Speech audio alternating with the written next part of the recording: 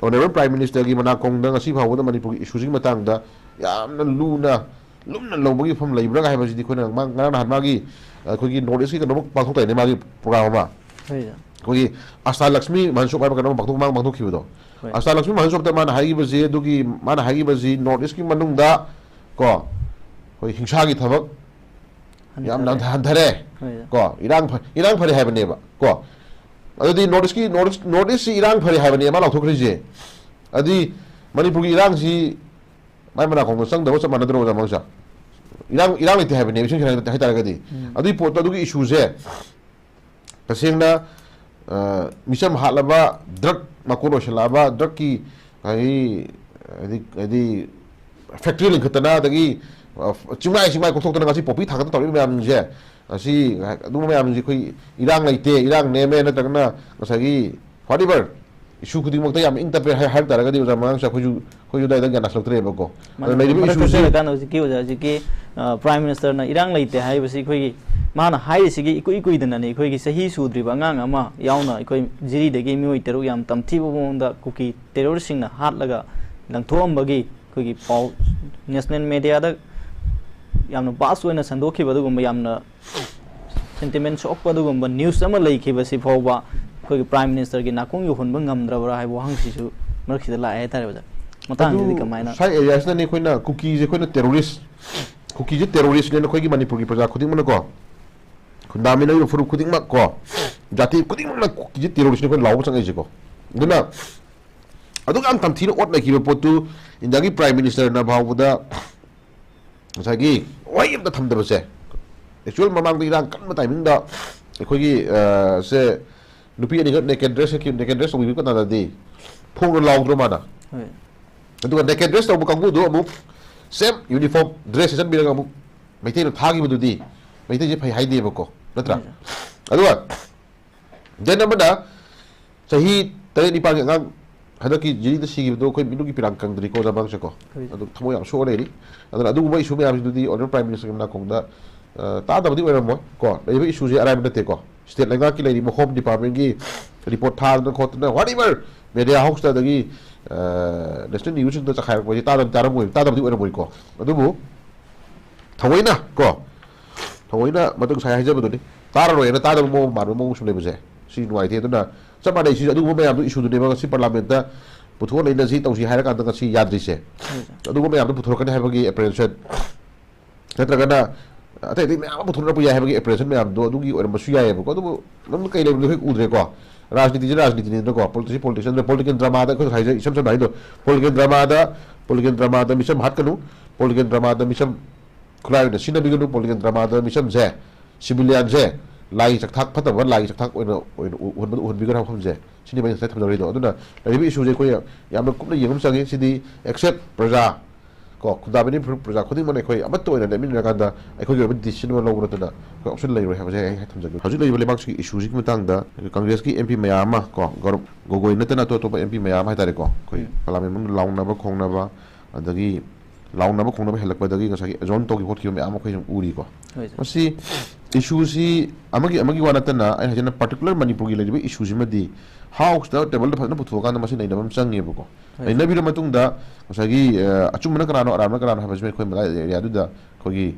yam clear picture lak chagado gune ba ko ada nei na ji ne yadri ba ji ki su ko maram madum ram gani ko lai na ga do ni law ko ching ji mai ba thoni ko aduna sai area si da nei na ji ha ba da yadri ba hadi ruling party hai tare ko leibi ruling party sin nang sagi na je yadri si mogi aron kari na leibi na ba du su dum lakchani ko leibi issue ji matang da hojikti praja na disin logum sange hojikti ko adu leibi ba house ama leibi ba si ta sin hai tare ga di leiba am leira ni leibak to gi ngasagi afa bata khanana ba ko adagi naina ba adagi den tanami na ba leibak si hadi mamang da pubu yara na ba du ba sai khanana na ba gi mafam ma ko hadi phajak ba mandi ram hai tare ko aduda Manipur ki thoi issue thatara pan hejala ba si khoi gi naina na phonra ku matam da ngasagi charang na ba thok pa na ta kana yaning da mo yam pi isna ta ko di leiba haju leiba Manipur ki thoi ba lanji ta sen nam yam na hainari ba proxy war kana ko makana instigate tawraga ko maning ding ngalo pi thon man lan ni ga ha ba je sum chumok dui ne ba ko anu sai area si da lotioning da ba lan je ko ꯂꯥꯟꯁꯤ ꯂꯣꯏꯁꯤꯟꯅꯤꯡꯗꯕ ꯊꯑꯣꯏꯅ ꯑꯗꯨꯝ ꯏꯔꯥꯡ ꯊꯣꯛꯍꯟꯕ ꯄꯥꯝꯕ ꯊꯣꯛꯍꯟꯅꯤꯡꯕ ꯄꯥꯝꯕ ꯀꯥꯡꯕꯨ ꯈꯔ ꯃꯔꯛꯁꯤꯗ political leader ꯈꯔ ꯀꯣ ꯌꯥꯎꯔꯕ꯭ꯔꯥ ꯍꯥꯏꯕꯁꯤ ꯑꯩꯈꯣꯏ ꯆꯤꯡꯅꯗꯕ ꯉꯝꯃꯛꯇ꯭ꯔꯦꯕꯀꯣ ꯑꯗꯨꯅ ꯂꯩꯔꯤꯕ ꯏꯁꯨꯁꯤ ꯇꯥꯡꯀꯛ ꯅꯥꯏꯅ ꯑꯩꯈꯣꯏꯅ ꯁꯦꯟꯇꯔꯅ ꯂꯣꯏꯁꯤꯟꯕꯤꯒꯦꯅ ꯈꯜꯂꯒꯗꯤ ꯑꯣꯖꯥ ꯃꯉꯥꯡꯁꯦ ꯑꯩꯈꯣꯏꯅꯁꯨ ꯇꯠꯇꯅ ꯍꯥꯏꯖꯕꯗꯨꯅꯤꯀꯣ ꯑꯣꯅꯔꯦꯕꯜ ꯄ꯭ꯔꯥꯏꯝ ꯃꯤꯅꯤꯁꯇꯔ ꯅꯠꯇ꯭ꯔꯒ ꯑꯣꯅꯔꯦꯕꯜ ꯍꯣꯝ ꯃꯤꯅꯤꯁꯇꯔ ꯂꯩꯕꯤꯔꯤꯕ ꯉꯁꯤ ꯄꯥꯔꯂꯥꯃꯦꯟ ꯂꯩꯕꯤꯔꯤꯕ ꯑꯩꯈꯣꯏꯒꯤ ꯁꯦꯟꯇꯔꯒꯤ ꯂꯩꯔꯤꯕ ꯂꯨꯆꯤꯡꯕꯁꯤꯡꯅ ꯂꯣꯏꯁꯤꯟꯒꯦ ꯍꯥꯏꯅ ꯈꯜꯂꯒꯗꯤ ꯁꯦꯀꯦꯟ ꯑꯃꯒꯤ ꯋꯥꯅꯤ ꯀꯩꯅꯣ ꯑꯣꯖꯥ ꯃꯉꯥꯡꯁꯦ ꯍꯥꯏꯗꯤ ꯏꯁꯨꯁꯤ ꯃꯔꯝ ꯆꯥꯕ ꯃꯑꯣꯡꯗ ꯐꯦꯃꯤꯂꯤ ꯑꯃꯒꯤ ꯃꯅꯨꯡꯗ ꯃꯆꯤꯟ ꯃꯅꯥꯎ ꯈꯠꯅꯔꯦ ꯍꯥꯏꯔꯐꯥꯎꯗ ꯈꯠꯅꯔꯤꯕ ꯄꯣꯠꯇꯣ ꯃꯃꯥ ꯃꯄꯥꯅ ꯉꯥꯛꯇꯪꯒꯤ ꯑꯣꯏꯅ ꯂꯦꯞꯍꯟꯕꯗꯤ ꯉꯝꯃꯤꯗꯅꯀꯣ ꯂꯦꯞꯍꯜꯂ ꯃꯇꯨꯡꯗ ꯅꯪꯅ ꯄꯥꯝꯃꯤꯁꯤꯅ ꯀꯩꯅꯣ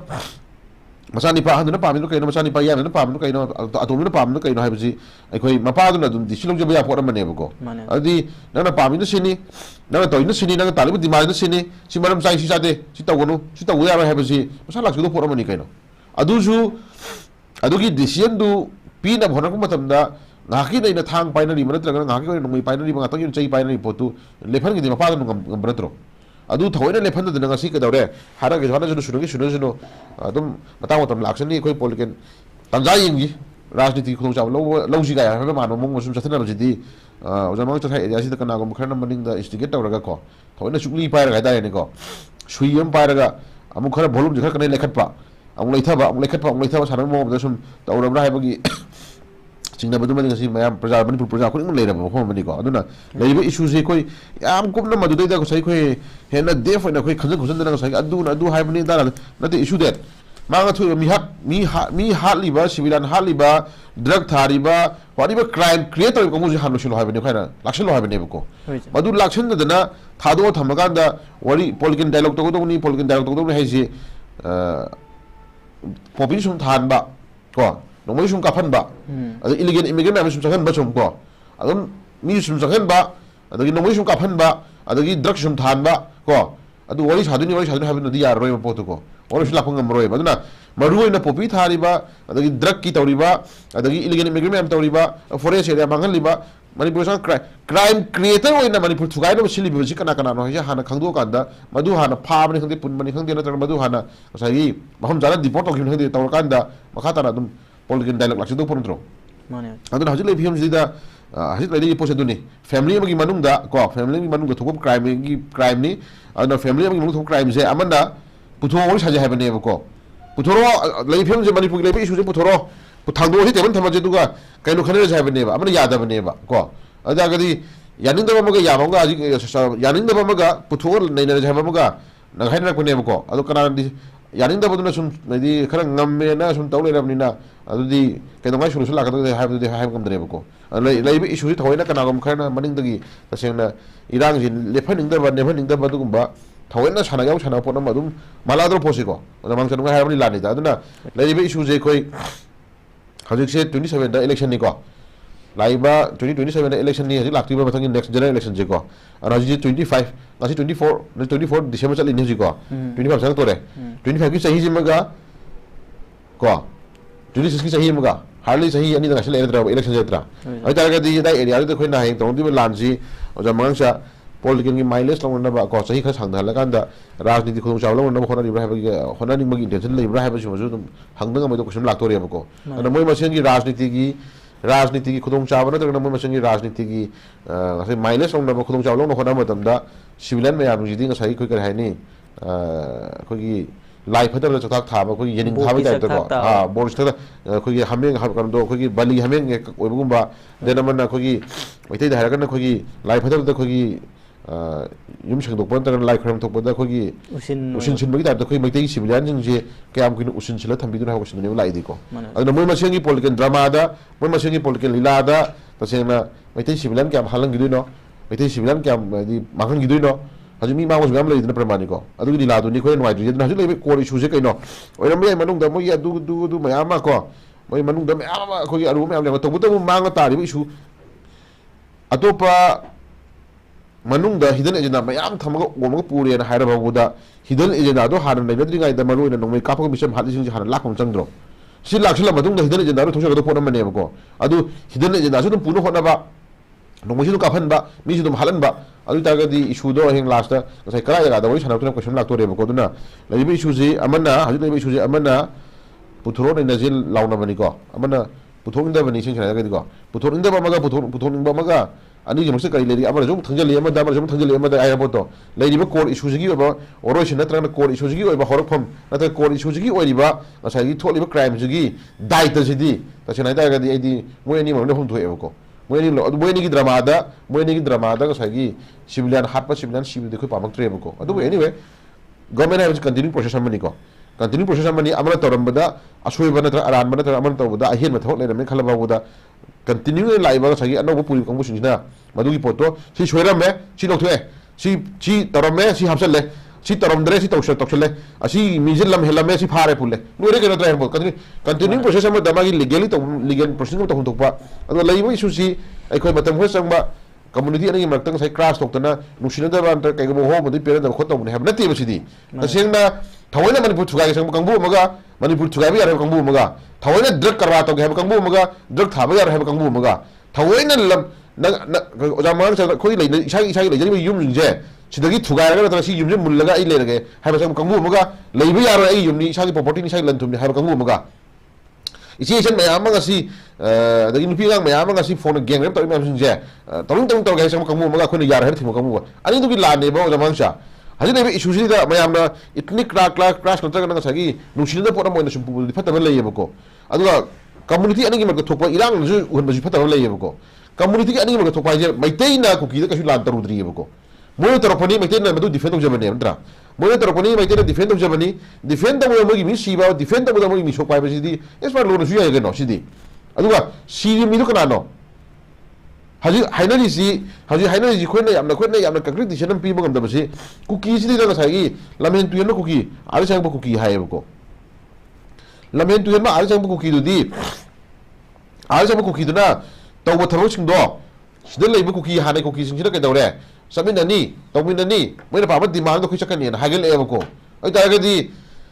अदु आदि संग कुकी सिंदुदी रिफ्यूजी ने लौरसेबा आदि संग कुकी सिंदुदी कदौरे इलीगल इमिग्रेंट लौरसेबको आदि संग कुकी सिंदु खुलाइ पाइ संग परि लौरसेबा को मोगी लेफम चाफम पीरिबा मोइदा नोइ काफर ऑर्डर तौरिबा मोइना पाबिबो डिमांड दे सगलगा लेबा पॉलिटिकल लीडर मोइ कुकी एमे तारादी कइ खै लौदुरिगेबा जमांसा नुरेबा इशूजी आदि संग पमी आदगी मी कोक्सनबा नतगना मगी मगथिंग पांगनम को मिदुदी अमरम द लाइरिबको मसिदा हारन लेरगा अदुगो मिसिंग दु चथाक पीदना अदुगो मिसिंग दुगी ओबा नसागी ऑर्डर पीदना अदुगो मिसिंग दुगी ओबा वारा पा पीदना अदुगो मिसिंग दुगी दा ऑर्डर पिथोकना मी हाला तौइबा अदुगो कंबुसिदा हारन लेब कंबु कुकी एमने तरा यावना लेब कंबु सिंसे सिदे खोने कइनि यंगदुरी हाब कोसिन देम लाइ जो जमांगसा अदुना लूरिसी नसागी हारन लेरिबा कुकी सिंगी मरक्ता को लोइनमक कि मनुंगदा खरल टॉप लीडर ओरिबा कोटू गुंबा आईटीएल गुंबा कुकी एमएलए तरा गुंबा ngasi फोंगना कमिटी सेमदना मैतै की मथक्ता नत्रगा एनी गवर्नमेंट मथक्ता अकाम पे चाहिदना खोता तौरिबा मैम जिंसे को मोइ जिंगी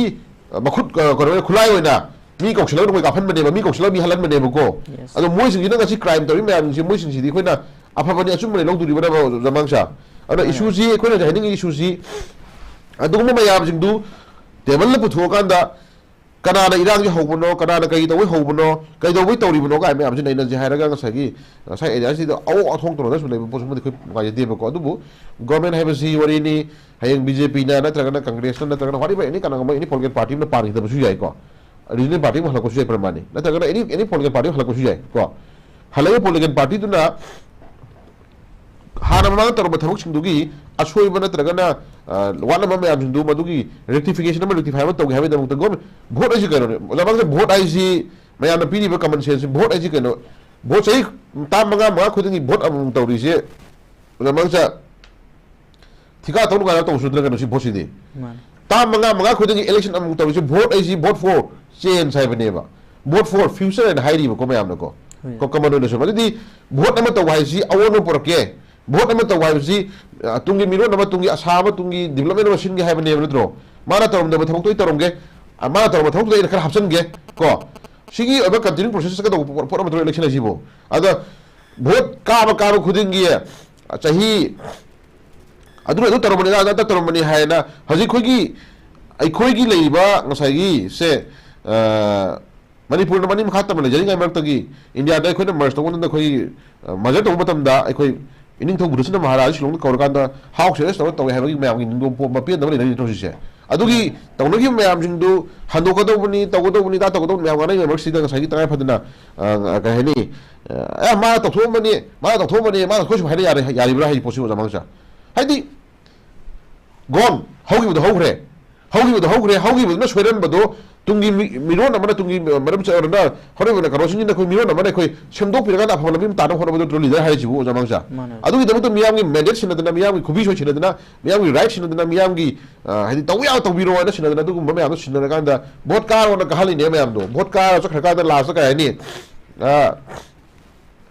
ꯀꯔꯤ ꯍꯥꯏꯅꯤ ꯑꯦꯝ ꯑꯦꯜ ꯑꯦ ꯈꯔꯗꯤ ꯑꯩꯈꯣꯏ ꯇꯥꯕꯁꯨ ꯌꯥꯝ ꯅꯨꯡꯉꯥꯏꯕ ꯋꯥꯔꯤ ꯈꯔ ꯂꯩꯔꯤ ꯑꯣꯖꯥ ꯃꯥꯡꯁꯥꯀꯣ ꯑꯩꯉꯣꯟꯗ ꯄꯋꯥꯔ ꯁꯤꯟꯅꯗꯦꯒ ꯍꯥꯏꯕ ꯑꯦꯝ ꯑꯦꯜ ꯑꯦꯁꯨ ꯌꯥꯎꯔꯤꯕ ꯖꯤꯗꯤꯒꯤ ꯑꯦꯝ ꯑꯦꯜ ꯑꯦꯒ ꯃꯃꯥꯡꯗ ꯉꯥꯡꯈꯤꯕ ꯑꯩꯈꯣꯏ ꯋꯥꯊꯣꯛ ꯇꯥꯏꯗꯅꯀꯣ ꯑꯩꯉꯣꯟꯗ ꯄꯋꯥꯔ ꯁꯤꯟꯅꯗꯦ ꯑꯩꯉꯣꯟꯗ ꯀꯩꯒꯨꯝꯕ ꯑꯝꯇ ꯀꯩꯅꯣ ꯁꯤꯟꯅꯗꯦ ꯑꯩ ꯅꯣꯏ ꯅꯨꯡꯁꯤꯕꯩ ꯂꯥꯛꯏꯅꯤꯒ ꯍꯥꯏꯕ ꯋꯥꯍꯩ ꯋꯥꯇꯥꯀꯣ ꯁꯨꯝ ꯂꯤꯗꯔ ꯑꯃꯅ ꯉꯥꯡꯍꯟꯅꯤꯡꯗꯕ ꯋꯥ ꯉꯥꯡꯉꯛꯄꯗꯣ ꯑꯩꯈꯣꯏ ꯅꯨꯡꯉꯥꯏꯇꯦꯗꯅ ꯄ꯭ꯔꯃꯥꯅꯤꯀꯣ ꯚꯣꯠ ꯀꯥꯔꯣ ꯚꯣꯠ ꯄꯤꯔꯣ ꯚꯣꯠ ꯔꯥꯏꯠ ꯁꯤꯟꯅꯗꯅ ꯚꯣꯠ ꯀꯥꯔꯒ ꯆꯠꯈ꯭ꯔꯤ ꯆꯠꯈ꯭ꯔꯤ ꯃꯤꯑꯣꯏꯗꯣ ꯃꯥꯅ ꯇꯧꯕ ꯌꯥꯕ ꯊꯕꯛ ꯀꯩ ꯂꯩꯔꯤꯒꯦꯕ ꯗꯤꯕꯂꯞꯃꯦꯟꯒꯤ ꯃꯇꯥꯡꯗ ꯑꯣꯏꯔꯣ ꯂꯟ ꯊꯨꯝ ꯉꯥꯛꯄꯗ ꯑꯣꯏꯔꯣ ꯅꯠꯇ꯭ꯔꯒꯅ ꯃꯤꯒꯤ ꯂꯥꯏꯐ ꯀꯟꯕꯗ ꯑꯣꯏꯔꯣ ꯀꯦꯟꯗ꯭ꯔ ꯑꯃꯒꯤ ꯃꯥꯒꯤ ꯗꯤꯕꯂꯞꯃꯦꯟ ꯑꯃ ꯃꯥꯒꯤ ꯆꯥꯎꯈꯠ ꯊꯧꯔꯥꯡ ꯑꯃ ꯊꯕꯛ ꯇꯧꯅꯕꯒꯤꯗꯃꯛꯇ ꯇꯧꯕ ꯌꯥꯅꯕꯒꯤꯗꯃꯛꯇ ꯔꯥꯏꯠꯇ ꯁꯤꯟꯅ ꯊꯥꯗꯣꯛꯈ꯭ꯔꯕꯅꯦꯕꯀꯣ ꯑꯗꯣ ꯍꯦꯟꯅ ꯇꯧꯕ ꯉꯝꯕ ꯉꯝꯗꯕꯗꯨꯅ ꯑꯃꯅꯤꯗꯅ ꯍꯦꯟꯅ ꯇꯧꯕ ꯉꯝꯕ ꯉꯝꯗꯕꯗꯨꯅ ꯑꯃꯅꯤ ꯑꯗꯨ ꯃꯉꯣꯟꯗ ꯔꯥꯏꯠ ꯑꯃ ꯁꯤꯟꯅꯔ ꯊꯥꯔꯕꯅꯦꯕ ꯑꯗꯨ ꯀꯅꯥꯅ ꯃꯉꯣꯟꯗ ꯑꯗꯨ ꯇꯧꯕ ꯌꯥꯗꯦ ꯇꯧꯒꯗꯧꯕꯅꯤ ꯇꯧꯔꯣꯏꯗꯕꯅꯤꯒ ꯍꯥꯏꯕꯒꯤ ꯑꯃꯨꯛ ꯑꯣꯔꯗꯔ ꯑꯃ ꯂꯩꯕ꯭ꯔꯥ ꯁꯤꯅꯤ ꯈꯜꯂꯤ ꯄꯣꯠꯇꯣ ꯃꯥꯒꯤ ꯇꯧꯐꯝ ꯊꯣꯛꯄ ꯃꯥꯒꯤ ꯄꯥꯏꯐꯝ ꯊꯣꯛꯄ ꯑꯦꯝ ꯑꯦꯜ ꯑꯦ ꯀꯥꯔ ꯃꯇꯨꯡꯗ ꯃꯥꯅ ꯄꯥꯏꯕ ꯔꯥꯏꯠꯇꯨꯒꯤ ꯃꯇꯨꯡ ꯏꯟꯅ ꯑꯩꯈꯣꯏ ꯃꯉꯣꯟꯗ ꯁꯣꯏ ꯑꯃ ꯁꯤꯟꯅꯔꯕꯅꯤ ꯁꯣꯏꯗꯨꯒꯤ ꯃꯅꯨꯡꯗ ꯇꯧꯕ ꯌꯥꯕ ꯂꯤꯒꯦꯜꯂꯤ ꯇꯧꯕ ꯌꯥꯕ ꯀꯣ ꯑꯦꯅꯤ ꯀꯥꯏꯟ ꯂꯝꯕꯤ ꯁꯦꯝꯕꯒꯤ ꯑꯣꯏꯒꯦꯔꯥ ꯑꯉꯥꯡ ꯊꯕꯛ ꯍꯥꯞꯄꯒꯤ ꯑꯣꯏꯒꯦꯔꯥ ꯁ꯭ꯀꯨꯜ ꯍꯦꯛ ꯇꯝꯕꯒꯤ ꯑꯣꯏꯒꯦꯔꯥ ꯑꯦꯅꯤ ꯀꯥꯏꯟ ꯑꯣꯐ ꯁꯦꯛꯁꯟ ꯈꯨꯗꯤꯡꯃꯛꯇ ꯃꯥꯅ ꯇꯧꯕ ꯌꯥꯕ ꯃꯥꯒꯤ ꯗꯤꯄꯥꯔꯠꯃꯦꯟ ꯂꯣꯏ ꯂꯩꯖꯕ ꯉꯥꯛꯇꯅꯦꯕꯀꯣ ꯗꯤꯄꯥꯔꯠꯃꯦꯟꯗꯨꯗ ꯃꯥꯅ ꯗꯥꯏꯔꯦꯛꯁꯟ ꯄꯤꯕꯤꯔꯅꯤ ꯍꯥꯏꯕ ꯌꯥꯕ ꯇꯧꯕ ꯌꯥꯕ ꯃꯥꯒꯤ ꯇꯣꯉꯥꯟꯕ ꯀꯃꯤꯁꯅꯔ ꯂꯩꯔꯤ ꯋꯥꯔꯤꯅꯤꯀꯣ ꯇꯥꯟꯅꯃꯤꯟꯅꯔꯒ ꯄꯣꯠꯇꯨ ꯀꯩꯗꯧꯃꯤꯟꯅꯕ ꯌꯥꯒꯗꯒꯦ ꯍꯥꯏꯕꯁꯤ ꯊꯕꯛꯇꯨꯗ ꯌꯥꯎꯔꯨꯔꯣ ꯇꯧꯔꯨꯔꯣ ꯃꯤꯌꯥꯝꯒꯤ ꯑꯣꯏꯕ ꯀꯩꯅꯣꯗ ꯑꯩꯈꯣꯏ ꯁꯤꯟꯊꯥ ꯄꯥꯡꯊꯣꯛꯑ ꯊꯥꯔꯕꯅꯦꯕ ꯑꯗ ꯑꯃꯨꯛ ꯀꯅꯥꯅ ꯑꯃꯨꯛ ꯍꯥꯏꯗꯤ ꯑꯗꯨ ꯇꯧꯒꯗꯧꯅꯤꯒ ꯍꯥꯏꯁꯤ ꯑꯃꯨꯛ ꯀꯅꯥꯅ ꯑꯃꯨꯛ ꯑꯣꯔꯗꯔ ꯄꯤꯒꯗꯧ ꯂꯩꯔꯤꯒꯦ ꯍꯥꯏꯕ ꯀꯣꯏꯁꯟꯗꯨꯅꯤꯗ ꯑꯣꯖꯥ ꯃꯥꯡꯁꯥ ꯍꯣꯏ ꯇꯧꯕ ꯌꯥꯕ ꯌꯥꯗꯕ ꯗꯨꯁ ꯑꯦꯟ ꯗꯣꯟ ꯃꯌꯥꯝ ꯂꯩꯔꯝꯒꯅꯤꯀꯣ ꯑꯗꯨ ꯐꯅ ꯂꯩꯔꯦ ꯍꯥꯏꯔ ꯐꯥꯎꯕꯗ ꯑꯦꯝ ꯑꯦꯜ ꯑꯦ ꯑꯣꯏꯔꯒ ꯉꯁꯥꯏꯒꯤ ꯊꯤꯀꯥ ꯇꯧꯔꯁꯨ ꯊꯥꯕꯗꯤ ꯅꯠꯇꯦꯗꯅ ꯑꯩꯈꯣꯏꯅ ꯑꯦꯝ ꯑꯦꯜ ꯑꯦ ꯑꯣꯏꯔꯒ ꯃꯤꯌꯥꯝꯒꯤ ꯁꯦꯕꯥ ꯇꯧꯔꯒ ꯃꯤꯌꯥꯝ ꯑꯋꯥꯠ ꯑꯄꯥ ꯌꯦꯡꯉꯀꯥꯟꯗ ꯃꯤꯌꯥꯝꯒꯤ ꯗꯤꯕꯂꯞꯃꯦꯟ ꯈꯔ ꯇꯧꯔ ꯊꯥꯕꯅꯤꯅ ꯗꯤꯕꯂꯞꯃꯦꯟ ꯀꯩ ꯂꯩꯒꯦ ꯀꯣꯏꯇꯥꯟ ꯇꯥꯟꯅꯖꯔꯒ ꯃꯥꯅ ꯃꯥꯒꯤ ꯑꯣꯏꯕ ꯑꯦꯀꯥꯎꯟꯗꯒꯤ ꯐꯪꯗ꯭ꯔ ꯐꯥꯎꯕꯗ ꯃꯥꯒꯤ ꯇꯧꯔꯤꯕ ꯁꯤꯟꯊꯥꯗ ꯉꯝꯗ꯭ꯔ ꯐꯥꯎꯕꯗ ꯀꯗꯥꯏꯗ ꯀꯩ ꯂꯩꯔꯤꯒꯦꯅ ꯍꯟꯅ ꯈꯣꯠꯇꯅ ꯇꯧ ꯊꯤꯗꯅ ꯃꯗꯨꯒꯤ ꯗꯤꯕꯂꯞꯃꯦꯟ ꯇꯧꯕ ꯉꯝꯅꯕꯗꯨ ꯑꯣꯏꯔꯁꯨ ꯊꯥꯔꯕꯅꯦꯕ ꯅꯠꯇ꯭ꯔꯣ ꯑꯣꯖꯥ ꯃꯥꯡꯁꯥ ꯑꯗꯨꯒꯤ ꯗꯤꯕꯂꯞꯃꯦꯟꯗꯤ ꯂꯥꯏꯔꯗꯅ ꯃꯁꯥꯒꯤ ꯁꯨꯃꯥꯡ ꯃꯇꯣꯟꯗ ꯃꯁꯥꯒꯤ ꯁꯨꯃꯥꯡ ꯃꯇꯣꯟꯗ ꯃꯤ ꯁꯤꯔ ꯐꯥꯎꯕꯗ ꯃꯆꯥ ꯃꯅꯥꯎ ꯃꯆꯤꯟ ꯃꯅꯥꯎ ꯁꯤꯔ ꯐꯥꯎꯕꯗ ꯍꯧꯖꯤꯛꯇꯤ ꯀꯩꯗꯧꯔꯒꯦꯕꯨ ꯑꯩꯉꯣꯟꯗ ꯄꯋꯥꯔ ꯁꯤꯟꯅꯗꯤ ꯃꯥꯒꯤ ꯁꯨꯃꯥꯡ ꯃꯇꯣꯟ ꯃꯤ ꯃꯥꯒꯤ ꯀꯦꯟꯗ꯭ꯔ ꯑꯃ ꯅꯠꯇ꯭ꯔꯒ ꯃꯥꯒꯤ ꯃꯤ ꯑꯃꯗ ꯅꯣꯡꯃꯩꯅ ꯀꯥꯞꯄ ꯍꯥꯠꯂ ꯐꯥꯎꯕꯗ ꯀꯔꯤ ꯍꯥꯏꯅꯤ ꯀꯨꯀꯤ ꯇꯦꯔꯣꯔꯤꯁꯁꯤꯡꯅ ꯕꯣꯝ ꯊꯥꯗꯔ ꯐꯥꯎꯕꯗ ꯑꯩꯉꯣꯟꯗ ꯄꯋꯥꯔ ꯁꯤꯟꯅꯗꯦ ꯍꯥꯏꯕ ꯇꯥꯔꯒꯗꯤ ꯗꯥꯏ ꯑꯦꯔꯤꯌꯥꯗ ꯑꯩꯈꯣꯏ ꯀꯅꯥꯗ ꯋꯥꯀꯠꯇꯨꯅ ꯀꯣꯏꯁꯟ ꯂꯥꯛꯇ꯭ꯔꯣ ꯑꯣꯖꯥ ꯃꯥꯡꯁꯥ ꯑꯗꯨꯃꯥꯏꯅ ꯁꯦꯝ ꯑꯩꯈꯣꯏꯅ ꯍꯥꯏꯖꯅꯤꯡꯉꯤꯗꯤ ꯂꯩꯔꯤꯕ ꯉꯁꯥꯏꯒꯤ ꯍꯧꯖꯤꯛ ꯂꯩꯔꯤꯕ ꯉꯁꯥꯏꯒꯤ ꯄꯥꯔꯂꯥꯃꯦꯟꯠꯀꯤ ꯃꯤꯐꯝꯗ ꯂꯥꯎꯅꯔꯤꯕ ꯈꯣꯡꯅꯔꯤꯕꯁꯤꯡꯁꯦ ꯑꯩꯈꯣꯏ ꯅꯣꯠ ꯑꯣꯟꯂꯤ ꯐꯣꯔ ꯃꯅꯤꯄꯨꯔ ꯈꯛꯇ ꯅꯠꯇꯦꯀꯣ ꯑꯇꯣꯞ ꯑꯇꯣꯞꯄ ꯁ꯭ꯇꯦꯠꯁꯤꯡꯒꯤ ꯂꯩꯔꯤꯕ ꯏꯁꯨꯁ ꯃꯌꯥꯝ ꯀꯣ ꯏꯁꯨ ꯃꯌꯥꯝ